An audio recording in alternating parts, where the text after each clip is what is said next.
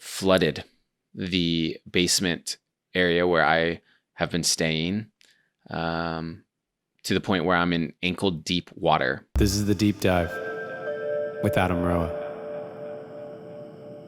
Yo, what's up, deep divers? Thank you for tuning in for another episode of the Deep Dive podcast. Today it's just me and you, a deep dive musing, as I like to call them. And today's topic is, I don't even know. I don't even know. I'm going to tell you about what happened this morning. And we're going to find our way, to be honest, because whoa, what a week. And before I do that, I just want to remind you that I have launched something called Create, the collective renaissance of education, art, transformation, and entertainment. We have a community at thecreatecommunity.com where we are putting on events virtually every single day, completely for free. Please go check it out. Take a yoga class, take a breathwork class, take a cooking class, whatever you want to do. Share your gifts on open mic for those of you who are poets and writers and singers out there. So we have all of those things, and it's very near and dear to my heart. I'm enjoying seeing the growth of that community. I think at the time of recording this, we have like 1,700 members. It's really cool. So head over there. It's completely free. And lastly, if you get value out of this podcast, please help me spread the word about it. Leave a review on iTunes, subscribe on YouTube or Spotify or wherever you're listening to this. That would be really helpful, and I appreciate you. All right, so let me tell you what happened this morning. This morning I woke up. I went to turn the light on next to my bed, and the lamp wouldn't turn on. I was like, oh, that's weird. So I stand up, and in the moment I put my feet down on the ground, I'm in water. It has been raining pretty hard, pretty consistently all week long. And it flooded the basement area where I have been staying, to the point where I'm in ankle deep water, stuff floating everywhere. And like into the recording studio that's in the basement of this house, into the like bottom of the stairs, to the point where we had some people come out here where they needed to pump out all the water. And they said the walls are screwed. Like we literally have to tear out all the drywall and replace it all. That's how much flooding was there. That's how much water. And this is the morning after my I finalized my water fast and Kambo ceremonies. I'm going to do another podcast about that journey because that's its own thing. Kambo, it's Kambo if you want to look it up. It's the secretion from a frog from South America where basically you burn your skin and put the secretion of this frog. Some people call it a poison, but it's a secretion that gets put on the skin and causes a purge and a detox, flush, all of these things. And this podcast isn't about that. But I will go into it. If you're interested, I've posted on my Facebook and on my Instagram about it, so you can go and see through my posts there. Also, during that time, I did 3 of them in a row, 3 mornings in a row. I was water fasting. That means not eating any food, only drinking water. Make sure if you're interested in doing that, because it is very good for you. I recommend that you look it up and find safe practices. For example, I add a little bit of electrolytes to my water, a little bit of salt or something. And I did a total of 88 hours with no food, just water. So about 3.5 days, a little more than 3.5 days.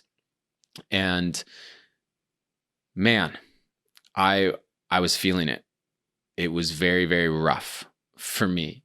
And it was one of the hardest 4-day stretches of my whole life, if I'm honest. And I concluded it last night. Basically, I had some food in the afternoon. I was still very weak throughout the day, but my strength started to come back. I ate and my energy levels started coming back, and I went to sleep feeling good and saying to the universe, all right, whatever change has happened, because that's what the whole thing was about, was emptying out and preparing myself for the next chapter, whatever that would be, whatever that would look like. And I didn't know what that was going to be. I didn't know what's coming next. I've just felt this thing coming, and I knew that there was it was time for me to clear out. It was time for me to empty out in order to become a match to this new chapter that I'm calling into my life. And without knowing what that looked like, I'd been getting the messages to go into these medicines and this fast. So I did it. And I know that when I do that it shifts. And this is what I really want to talk about today, which is if you have major shifts internally, if your energetic vibration, if your frequency, if your signature energetically shifts, the reality around you has to shift. It's like changing the dial on a radio transmitter. If you move it from 100 to 100.5, you are now going to hear something different. Similarly, as human beings, if we shift our internal frequency from whatever it was to something new, and this goes in both directions, by the way, what we would call positive or negative, your reality around you is going to shift.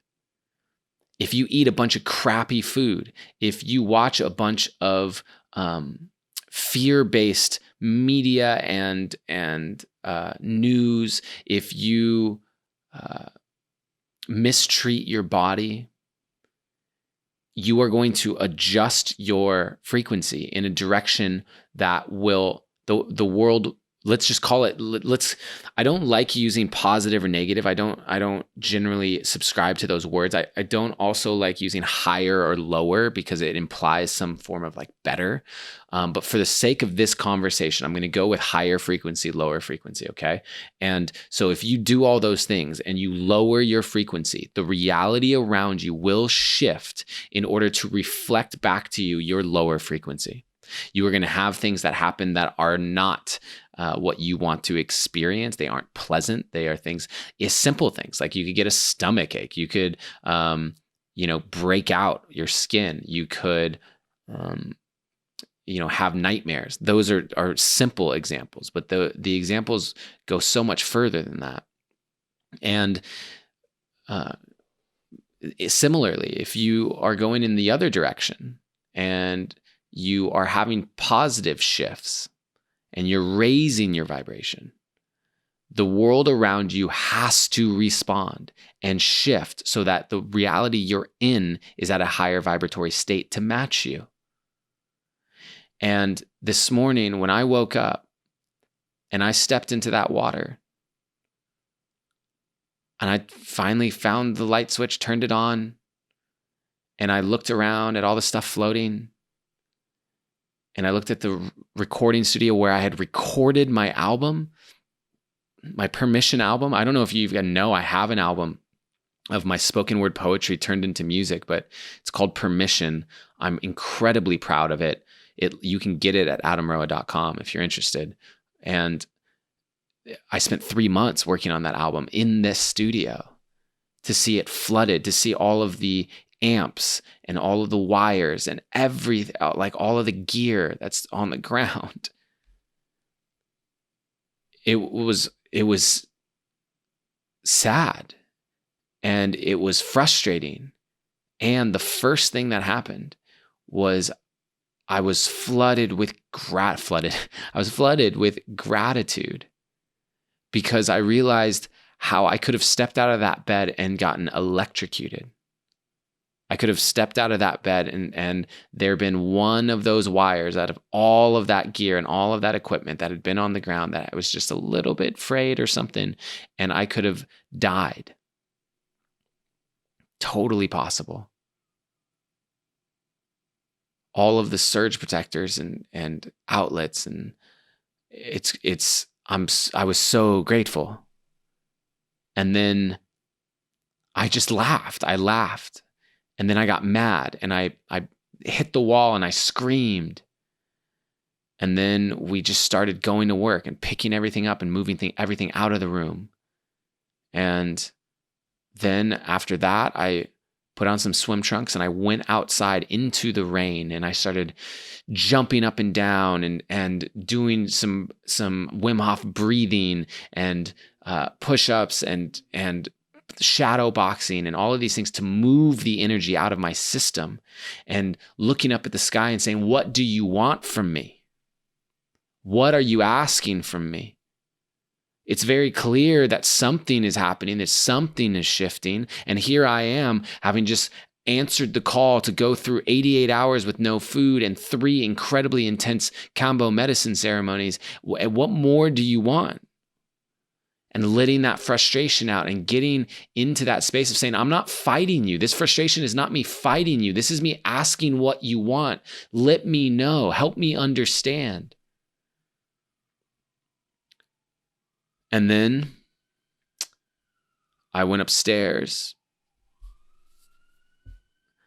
and I put on my spirit hood, my little like fake wolf hat thing that I wear. You've probably seen it. And I put it on to continue help move things, but I put it on because I wanted to have fun. And it reminds me to play, that everything doesn't have to be so serious. And here I am, looking literally in this moment, looking around the room and seeing my stuff that's drying, hopefully. Walking around in ankle deep water, the end of the studio, truly, like it's probably donezo. And thinking to myself, how can I play my way through this? How can I remember not to take it too seriously? Because that's what putting that hat on represented to me.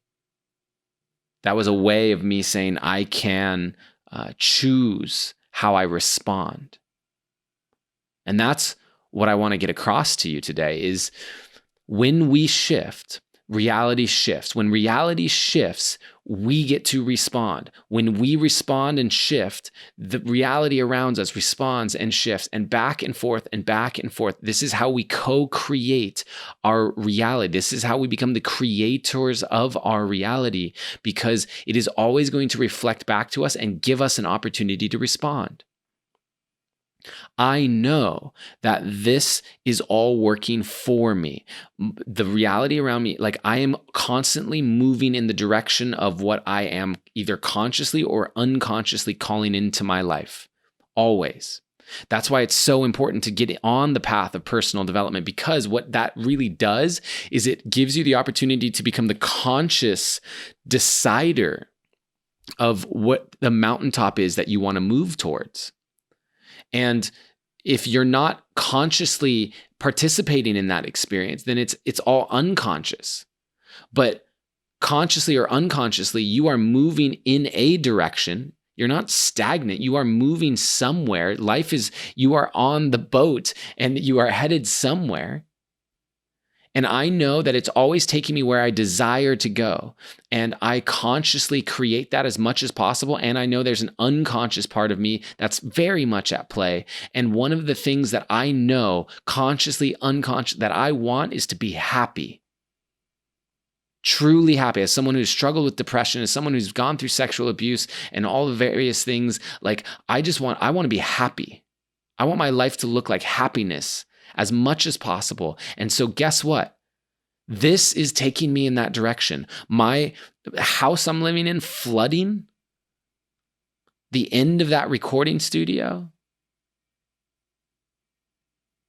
it's taking me in that direction. I don't know how, but I have faith. I trust that. And so I am choosing to respond from a very particular place. How I'm choosing to respond is to laugh my way through it as much as possible, to joke, to play, to put on the funny hat and just not take it so seriously. And I'm choosing to turn it into value for myself and for others. This podcast today is a result of that. It's my decision to choose to step into this in a way that is beneficial so that it becomes helpful and continues to move me in the direction I want to go. Posting about it on my Instagram, posting about the ceremonies on my Facebook. I go through these things and then I share them out. And so I know that the suffering, the pain, the tears, whatever it might be, it's not for nothing. I am always going to transmute it into something beautiful, and I can uplift through my struggle no matter what. And I don't get attached to the struggle. I'm not attached to it. I'm very much calling in ease and grace. I don't need it to be hard. But if it shows up like it did today, great. I get to respond. That's how we manifest. That's how we create.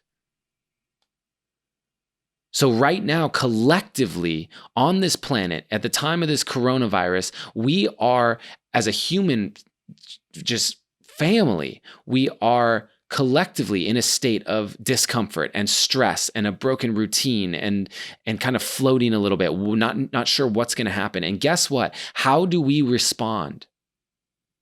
How do you respond? Because how you respond is going to determine how the universe shifts. Does it go into a higher frequency or lower frequency? And as a result of that, how your life looks will be determined. And so it's funny to think about the flooding of my stuff and space as being in alignment with a higher frequency. But I know it is, because what I went through this week and what I brought myself into, I can feel myself in alignment. I can feel myself lighter and clearer and freer. I can feel that. And so do I understand how all of that happening is a higher frequency when it seems like that is a really shitty thing to happen? No, I don't know. But I have faith because I can lean into one thing that I'm sure of, and that's myself. What I'm doing, how I'm living, the intention that I'm setting, the love that I carry in my heart, the GPS destination point I've set consciously, knowing that I'm doing all the work so that my unconscious mind is in alignment with that and guiding me there. You can do the same thing. In every little moment, how do you respond? Start thinking about that. Start acting on that. Be the change that you wish to see. Embody the frequency you want the world to reflect back to you. Thank you so much for listening. Thank you for being a part of this Deep Diver community. If this is helpful for you, please share it out. Get the word out. Leave a review. Subscribe. I appreciate you, and I want to remind you that always, in all ways, you are seen, you are heard, and you are loved.